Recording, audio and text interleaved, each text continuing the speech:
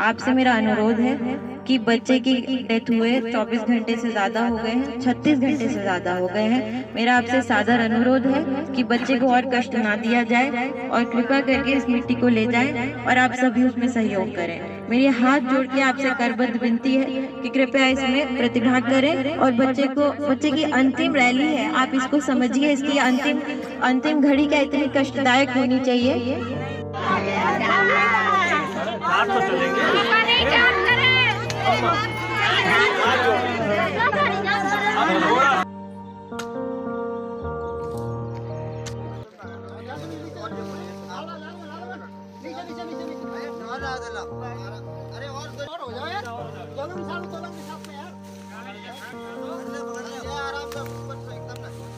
शिक्षक के पिटाई से दलित छात्र की हुई मौत के बाद काफ़ी हंगामा है। इस हंगामे के बीच ही उसका अंतिम संस्कार कर दिया गया। शिक्षक की पिटाई से बुरी तरह जख्मी हुए दलित छात्र का इलाज 10 घंटे तक चलता रहा और उसके बाद फिर उसका अंतिम संस्कार कर दिया गया। इसको लेकर के सियासत भी तेज़ हो गई है। उत्तर प्रदेश के औरैया में टीचर की पिटाई से दलित छात्र की मौत के बाद सोमवार को जमकर उपद्रव हुआ। गांव में बच्चे का शव पहुंचने के बाद गुस्साए ग्रामीण ने पुलिस की गाड़ी को भी फूंक दी और पुलिस पर पथराव भी किया। हालात इतने बेकाबू हो गए कि आधी रात को ही आईजी और एडीजी को मौके पर पहुंचना पड़ा। सीनियर अफसरों ने पीड़ित परिवार से बात की। उसके बाद अंतिम संस्कार के लिए परिवार राजी हुआ। मंगलवार सुबह शव के अंतिम संस्कार की तैयारी शुरू हो गई थी, लेकिन पुलिस द्वारा उपद्रव में शामिल लोगों की धरपकड़ की सूचना के बाद परिजन ने शव का अंतिम संस्कार करने से मना कर दिया। इससे हालात फिर बिगड़ गए। 4.5 घंटे की मान मनोवल के बाद परिजन शव का अंतिम संस्कार करने के लिए मान गए। एसपी चारू निगम ने बताया कि उपद्रव के मामले में 35 नामजद और तकरीबन 200 से 250 अज्ञात पर मुकदमा दर्ज किया गया है। बताते चले कि नामजद आरोपियों में मृतक के पिता राजू दोहरे का नाम भी शामिल किया गया है, जबकि अज्ञात में परिवार का नाम डाल दिया गया है। पुलिस ने एहतियातन औरैया के अछलदा कस्बे के बाजार को बंद कर दिया है। पुलिस ने बाकायदा अनाउंस कर दुकानों को बंद करवाया। कस्बे में कर्फ्यू जैसे हालात बन गए हैं। इलाके में कई जगहों पर पुलिस की बैरिकेडिंग लगा दी गई है।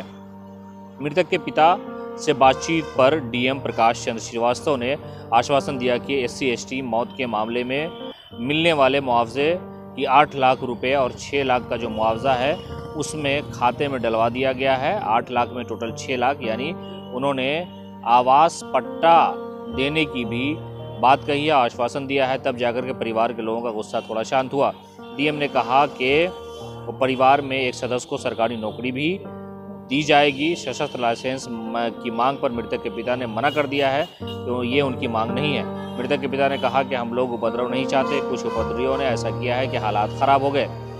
इस मामले पर उत्तर प्रदेश के पूर्व मुख्यमंत्री अखिलेश यादव ने भी ट्वीट किया है। उन्होंने लिखा कि औरैया में एक छात्र की शिक्षक द्वारा पीटे जाने से हुई मृत्यु का समाचार दुखद नहीं बल्कि बेहद संवेदनशील है। सरकार इस पर कार्रवाई करे और पीड़ित परिवार को मुआवजा दे, इसलिए कि शिक्षा जो है वो जीवन देती है, किसी की ज़िंदगी नहीं लेती है। इस मामले के सामने आने के बाद भारी पुलिस बल की तैनाती की गई। जिला मजिस्ट्रेट वहां पहुंचे और कई ऐसे अधिकारी वहां पहुंच गए थे।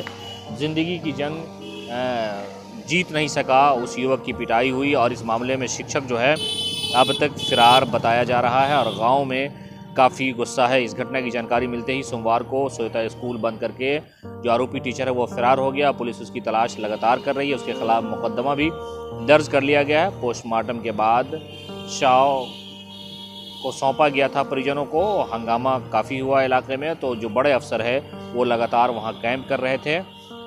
क्लास 10 में वो स्टूडेंट पढ़ता था और शिक्षक ने उसकी इतनी पिटाई कर दी, बाल पकड़ के लात घूंसों से डंडों से इतना मारा कि वो स्कूल में ही बेहोश हो गया और फिर उसका इलाज के दौरान इंतकाल हो गया। और इस मौत के बाद जो है इलाके में काफ़ी गम और गुस्सा था। वहाँ बड़े पदाधिकारी पहुँचे, आश्वासन दिलाया। तो कुल मिलाकर के जो शिक्षक है उसके खिलाफ अभी भी रोष जारी है और वो फरार बताया जा रहा है। हम कल से आपकी बात सुन रहे हैं, 2 शब्द आप मेरे भी सुन लीजिए। आप मैं जिले की कप्तान हूँ। अरेस्ट करने का 6 जगह दबिश दे चुकी हूँ। आपने बताया उसकी औरत को ले आओ, उसकी औरत उसके साथ फरार है।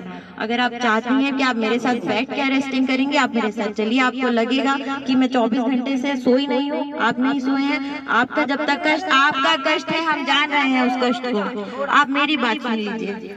मैं बहुत देर से आपकी बात सुन रही हूँ, सभी लोग सुन रहे हैं, सभी अधिकारी सुन रहे हैं। आईजी सर, कमिश्नर सर, वरिष्ठ अधिकारी हैं, जनपद के स्तर से ऊपर अधिकारी हैं, मंडल के स्तर के अधिकारी हैं, आपके लिए बैठे हैं, आपके शोक में शामिल है कब से। किसी भी शव को रखकर शांति व्यवस्था भंग करना ये लीगल नहीं है, ये गैर कानूनी है। फिर भी हम सब आपके साथ कब से बैठे हैं। आईजी सर आकर बैठे हैं, आपका दर्द हम समझ रहे हैं। आपको हमने वादा किया है, हम अरेस्ट करेंगे। कोई भी कॉज ऑफ डेथ या किसी भी चीज के बारे में किसी ने यहाँ चर्चा नहीं की है। आपसे मेरा अनुरोध है कि बच्चे की डेथ हुए 24 घंटे से ज्यादा हो गए हैं, 36 घंटे से ज्यादा हो गए हैं। मेरा आपसे सादर अनुरोध है कि बच्चे को और कष्ट ना दिया जाए और कृपा करके इस मिट्टी को ले जाएं और आप सभी उसमें सहयोग करें। मेरी हाथ जोड़ के आपसे करबद्ध विनती है कि कृपया इसमें प्रतिभाग करें और बच्चे की अंतिम रैली है, आप इसको समझिए। इसकी अंतिम घड़ी क्या इतनी कष्टदायक होनी चाहिए? क्या इस बच्चे को इतना कष्ट मिलना जरूरी है इस अंतिम घड़ी में? आपको किसी का आश्वासन का भरोसा नहीं है। उठने दिया गया क्या है? सब उठ गया है, अब शांतिपूर्ण माहौल है। अब बाकी शोकाकुल परिवार है, बाकी सब संभाल।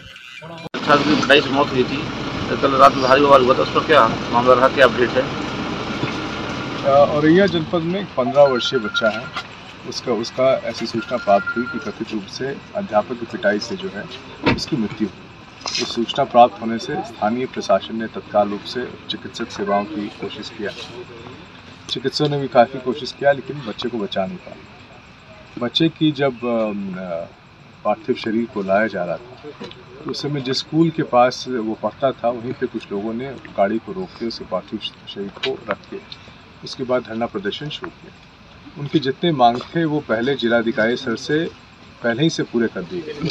जितनी मांगे थी सब पूरी गए थे। जितने राज्य सरकार के प्रयोजन हैं उसमें सब में परिवार को जितने हो सकता था वो इतनी मदद की गई है और पहले ही उसको प्रस्ताव कर दिया गया है और कर दिया। सर कुछ उपद्रवी तत्वों ने उसमें एक गाड़ी को जला दिया और 2 गाड़ियों को क्षतिग्रस्त किया। उनको पहचान लिया गया है, लेकिन हमारी पहली प्राथमिकता थी कि इस गम के समय में पार्थिव शरीर को घर पे लाके और परिवार के साथ समन्वय करके उनकी अंतिम यात्रा और अंतिम वो क्रिया की जाए। वो आज जाके 12 बजे के आसपास कंप्लीट हो पाया और परिवार से समन्वय करके, परिवार के सहयोग में, परिवार के निर्देशन में एक सारा काम हुआ।